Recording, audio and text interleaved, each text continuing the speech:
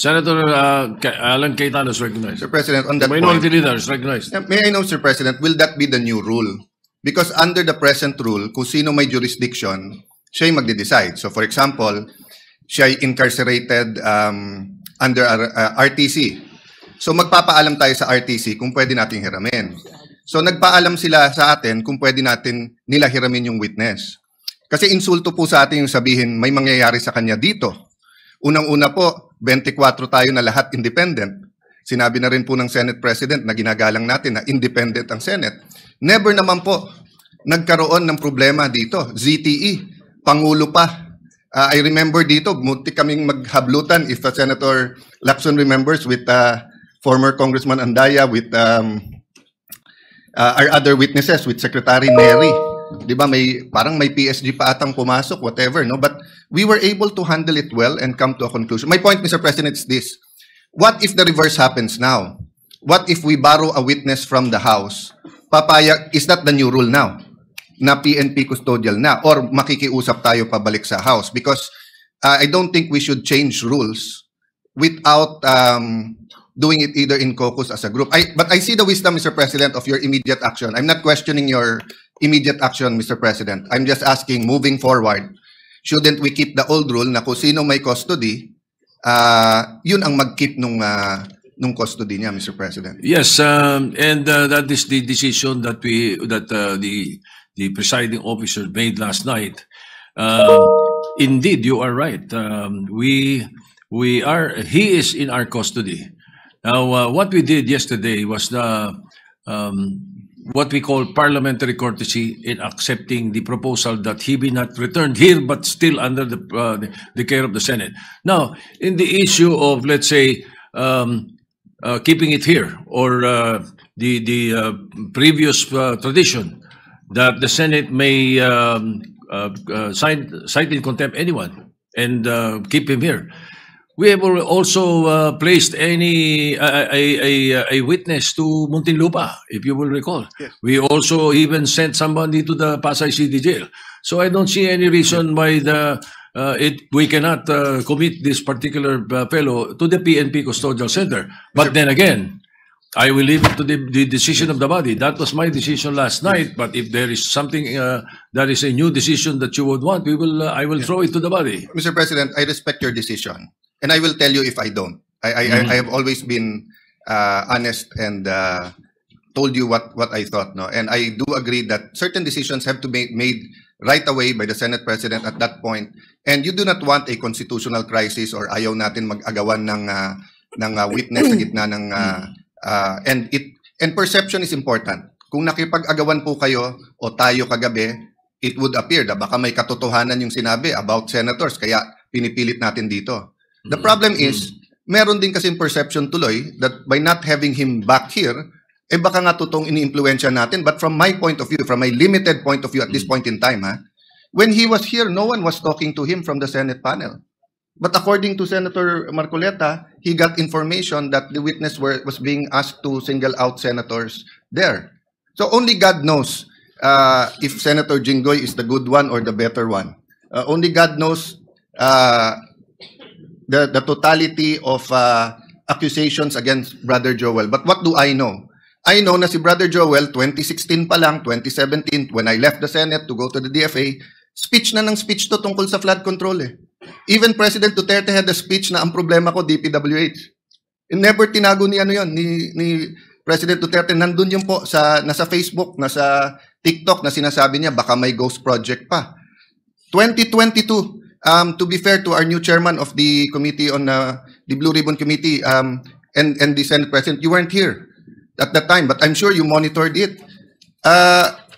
Tinuturo naman ni Secretary Bonoan kung bakit nagkaganon yung budget at ba't suddenly lumaki na naman yung budget. No? So the point is, Mr. President, perception here matters. Tomorrow ba or the next day, we will announce, I think Malacanang has already said they will announce a independent commission. The minority has not discussed whether we will support it or not. Personally, I support it. But just like Ferdinand Marcos Sr., he always asked the opposition for one member. Kasi kahit gaano ka-independent ang members niyan, kahit anong integrity niyan, tao pa rin yan eh. Pwedeng may agenda pa rin yung mga yan. So we will discuss in the minority. For example, kung maglalagay sila doon, do they commit? Hindi sila tatakbo for national office in 2028. Baka may integrity nga. Gagamitin naman yung commission to run in 2028. Will they sign also that wala silang conflict of interest? Because some of the credible people now being interviewed are part of conglomerates and are working for oligarchs that also have their interest, maybe not in infrastructure, but on other things. So ang point ko, Mr. President, na-disrupt yung sistema ng corruption, which is good. Pero ang ginagawa pabalik ng mga corrupt, dinidisrupt din tayo. Dinidisrupt din yung mga nag-imbestiga. That's why yesterday, I'm happy we have a consensus, the majority and minority, that we should continue our hearings. Iba yung sa House. I mean, wala tayong pakialam doon. If we agree with it or not, nasa sa kanila yon. Kung nag-iimbento sila o totoo sinasabi nila, yan ang sistema Democracy is messy. Tayo po dito, respetuhin din nila. Kung may problema sa miyembro natin, 24 naman po tayo. We call out each other and we find a way to still have coffee or merienda together in the lounge. Sometimes not for 1 week because we're upset at each other. But that's the system, Mr. President. So again, Mr. President, I support, I acknowledge your right and the wisdom of deciding that last night. But personally, I don't know my companions in the minority. Personally, labanan ngayon ng perception. Tutuloy ba yung mga hearings? Sino ba ipapatawag? Kakampihan ba natin mga senador? Porque kapwa senador yon. Pwede ba magsalita yung iba? Kasi dati siyang DPWH. Kasi dati siyang speaker. Dati siyang, all of this will be there, Mr. President. No? If only we could have the speeches of Senator Lacson in, like yesterday, in such an orderly manner. But hindi po ganun pagka, pag nandyan na yung mga witnesses Ang katotohanan po nun, kung 10 yung witness, unless we have 1 witness at a time, pero kung 10 ang witness, 10 ang senador, you cannot stop any senator kung sino tatanungin niya doon, Mr. President, di ba? So yun po ang problema lang, that since this involves high-ranking people and the PNP is not under the Senate, it creates another perception who controls who. But thank you for informing us that TUSAA is there and they're looking at that. No? But Mr. President, sa akin lang po, kung babaguhin yung rule, so I acknowledge you're not changing the rule. You made a decision and is throwing it back. But kung babaguhin yung rule, I think we have to discuss it thoroughly. Because nga, masyadong mabigat yung accusation nung DE ba? Assistant DE na takot siya dito or whatever. Kasi Mr. President, ang dami na natin naging witness dito kung sino-sino inaccuse kapwa senador Never naman. I think, when I was Blue Ribbon Chair, I just remember si Jun Losada natulog pa sa couch sa opisina ko. Sa baba, I think I only visited 1 witness once. Otherwise, hindi So, anyway, Mr. President, thank you for your patience in hearing us out. But may I defer to the chairperson now of the committee? Yes, before Senator Ping Lacson is recognized. Thank you, Mr. President. With all due respect to the distinguished minority leader, there's what we call legal custody and physical custody. Lawyers know this, Mr. President. As long as the Senate retains the legal custody over the person of Bryce Hernandez, the physical custody is of no moment, Mr. President. Whenever we need him, we'll just direct the PNP Custodial Center to deliver him here. And if the House of Representatives will be needing him, they will have to ask our permission. They cannot go direct to the PNP and tell them to bring the person of Bryce Hernandez to the House of Representatives. And this is not a new rule, Mr. President. We have committed Alvin Balag to the Pasay City Jail. We have committed persons cited in contempt by the Senate in other detention centers. We're not changing the rules, Mr. President. So that's my manifestation, Mr. President. Yeah. Minority Leader, go ahead. Tama po si Senator Lacson na may legal at physical custody. Pero it's always the committee and the Senate who decides the physical custody. So in the case na sinabi yung Pasay City Jail, it was the decision of Senator Dick Gordon and the committee na doon ilagay. In fact, ayaw nila Yung mga kinulong doon gusto nga dito. In this case, it is the witness, Assistant DE, saying, wag niyo akong dalhin doon, tapos siya yung nasunod. So the issue here is not only the physical and the legal custody. The issue also is the integrity of the Senate, the perception that if we don't have him here, de lahat na lang ng witnesses sasabihin, wag tayo doon. Paano kung wala rin silang tiwala sa PNP? Wag sa PNP, lilipat natin sa NBI. The peculiarity of this case is that it wasn't the House, nor the Senate, nor the PNP, nor the intelligence community making the request. It was the witness. I beg to disagree.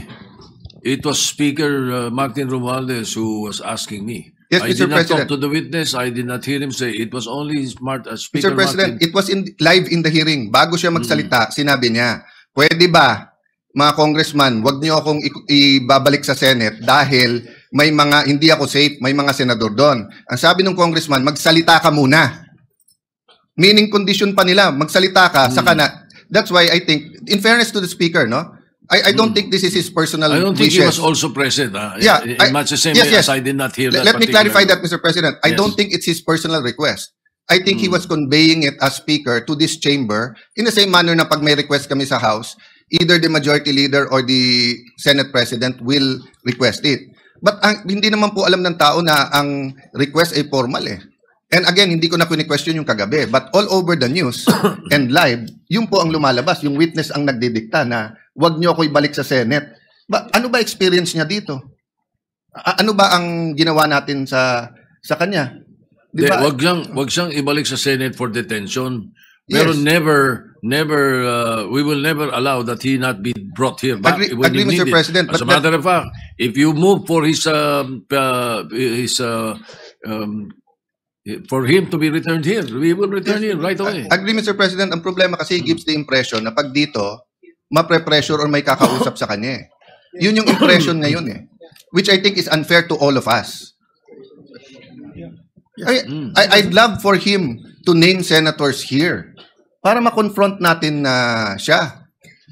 But anyway, Mr. President, Yes, I think we okay. vented I don't know the pleasure of my colleagues. No, may I yield to okay. Senator So Marcoleta? just to ventilate more on what the minority leader was saying, let me just place on record so that the public will know. You know, we have Section 6C of the rules of the Blue Ribbon Committee.